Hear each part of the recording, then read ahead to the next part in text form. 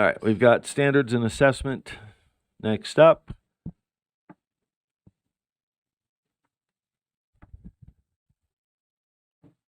Let's take a 2-minute break. Well, I don't know. Maybe we just need to go for it. We okay? Anybody need a break? No?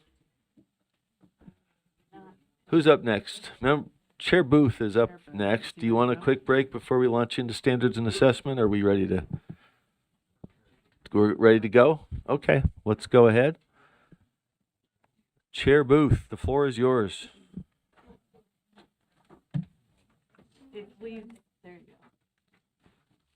Thank you, Chair Moss. We had a great meeting in Standards and Assessment, very informative, very educational, and I think as board members, we came away with some excellent new information that was not only interesting, but prepared us to make better decisions in the future. So I encourage you, if you haven't had a chance, to watch the meeting, particularly in the information items at the end, where we had an opportunity to have an update from special education, from assessment and accountability, and also from school improvement. Excellent presentations. The backup information is available in backup, and I hope that you'll take the time to make sure that you have that information because it was extremely valuable. In the action item area, the first action item that we would like to focus on is the Daggett School District's request for a waiver under R277419-4, and the committee recommends that the board approve Daggett School District's request for a waiver under R277-419-4 and make it retroactive to the 2022-2023 school year. Okay, any comment, discussion of that motion? Member Bogus. Yes, sir. I'm just wondering if the representatives from Daggett are here. Chair Booth? I don't. Don't believe so. Wait. Okay. Do we have Principal Skagg with us?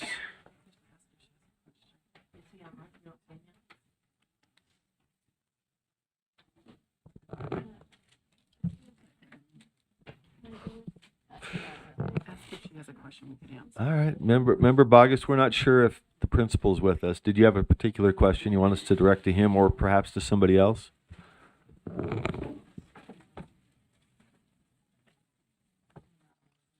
Oh.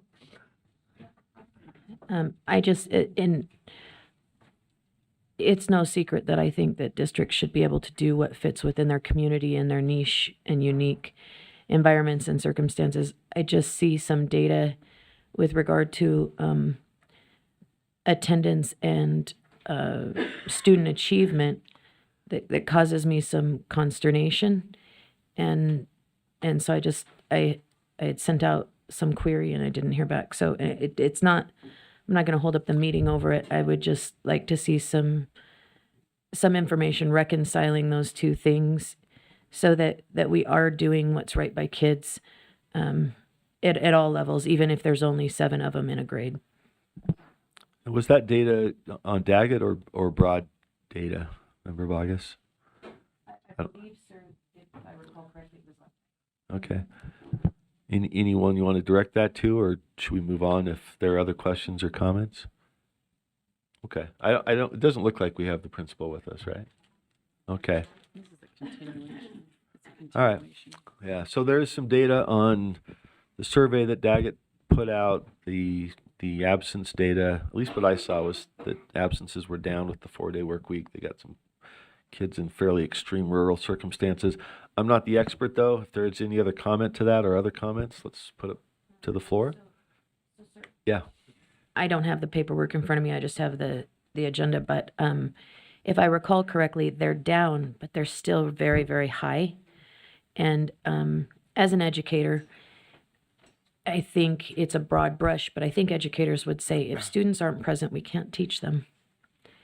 And the achievement data then reflects, even though it's less of a problem than it has been in the past, I just wonder. I just wonder is all, and I would like to reconcile those things in my mind. I have every intention to vote for this continuation, but I would love to see as a community what is being done to address those things, because it has been my experience that if any teacher cares, the rural teacher cares. They really do care about these kids, and it's just a question is all. Thank you, sir. Got it. All right. Good question for follow-up. Member Booth? Chair Booth in this context. I was turning to you for comment, but let's see. Anybody else? Comment, question? Seeing none, did you want to comment, or should we put this to a vote? Okay. With that, let's vote. The motion is that the board approve Daggett School District's request for a waiver under R 277-419-4 and make it retroactive to the 22-23 school year. With that, members, please vote. Yeah.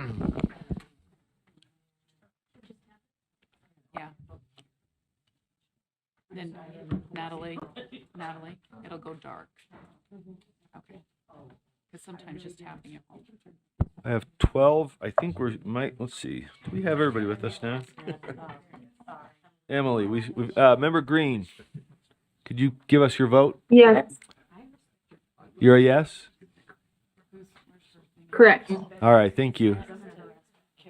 Next okay, we're getting you in there. Let's see. I think that does it once we get you in there.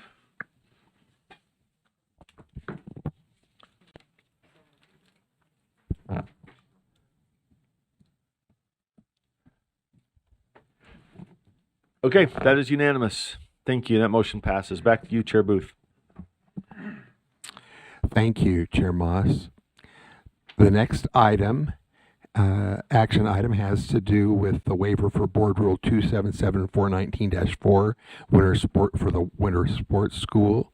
And the motion is that the committee recommends that the board approve winter sports school request for a waiver under R 277-419-4 and make it retroactive to the 2022-2023 school year, and that the waiver be applied for 5 years.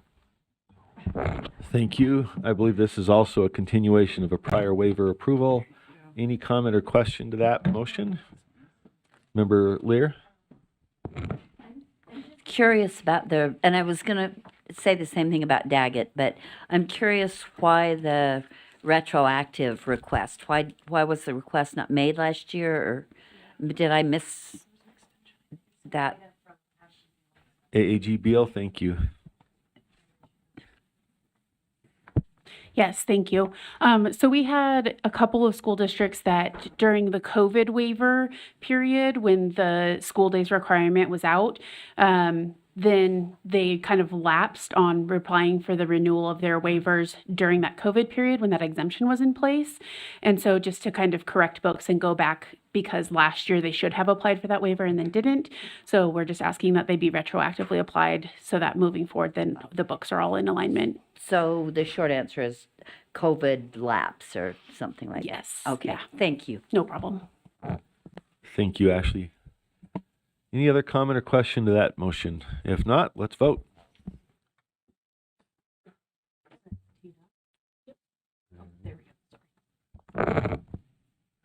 Member Green?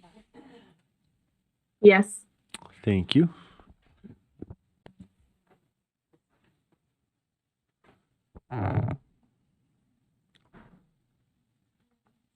Got one. Member Wood stepped out. Let's not. All right. I don't see Member Wood. If you're in hearing, sight, sound, whatever, we're voting. If not, okay. We've got a unanimous of those voted. 14 in favor. Member Wood absent for that one. Back to you, Chair Booth.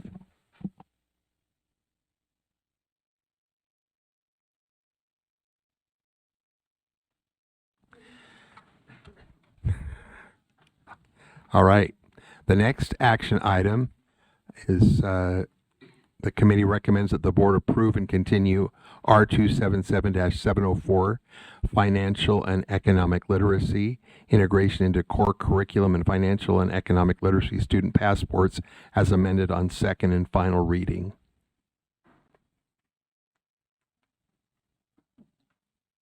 Any discussion to that motion? Seeing none, Member Vargas. Sorry, I thought this was in another committee, sir. I apologize. So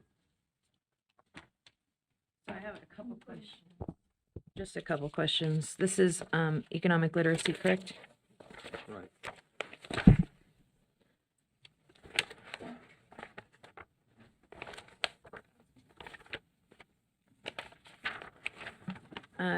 Thank you, sir. So I am wondering, and I did check the code, I'm wondering about a couple things. To whom should I direct my question, sir? To you? Sure, yeah, and we'll get the right people to answer them. Okay, so the definition of economic literacy, as I searched online, I found so many of those. I'm wondering if it wouldn't be prudent to send this back to committee and perhaps that the board take the opportunity to define that. And then the definition of content specialist seems to me to be overly broad, and I guess it just seems overly broad. And then as I look at line 61, 2, 3, 4, and 5, we had a debate recently that really seemed to, though there was not a formal vote, lend itself to the opinion of this board that economic engagement is different from economic responsibility or accountability, and the idea that if a student is special needs and may never hold a fruitful job, that's not a fault of their own. And so there's some language in here that kind of lend itself to this discussion. And I do have some possible amendments, but I would move that we send this back to committee to flesh out those definitions. And if that's not something the board would like to do, then I'd be happy to move amendments. Thank you, sir. Thank you. Vice Chair Earl.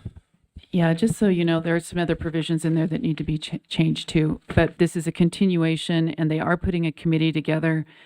So if you have recommendations, I would send them on to who? To Leah Longhurst on any of your recommendations, because it'll be coming back to committee. This is just a continuation of it until they go through their process, and then we'll be readdressing those. So we know there's even some other things in there too that I have recommendations on. So if you want to send your information on to Leah Longhurst. Does that make sense? Yes. Okay. It would be in the spring. So you send them on, but they actually, by law, they're supposed to compile a group of people to work on it and then update this rule. There's other provisions in there that don't align with law currently and that needs to. So. All right, thank you both. Member Norton. This past weekend, I just want to speak in favor of this motion real quickly. This past weekend, I was with a fairly sizable group of students who just had graduated from college. And in our conversation, I was asking about, it was a class that was specifically impactful in their life now that they're out of school. And I heard financial literacy. They're being hit for really the first time in their lives on, what that information really was. And they said, maybe you should have that every year. Maybe we should start teaching that class when we're like in kindergarten, because it just, is so important to us now. Now, I realize as they go on in time, life kind of levels out. But right now, they know with the uncertainty in the economy and the interest rates that they found out about on their credit card, they really understand why financial literacy is so important. So thank you for financial literacy. Thank you, Member Norton. Okay, seeing no other lights, let's vote. The motion is that the committee recommends the board approve and continue R277-704, Financial and Economic Literacy, Integration to Core Curriculum, Financial and Economic Literacy Student Passports as amended on second and final reading. Voting is open.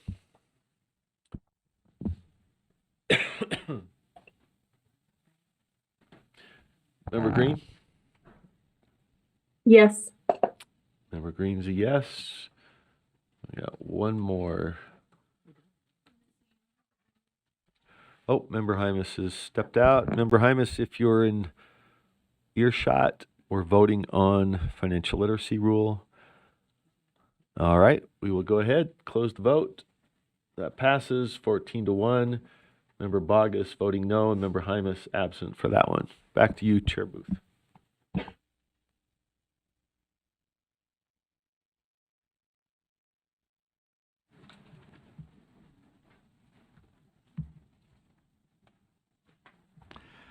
That concludes our action items. All right, thank you, Chair Booth.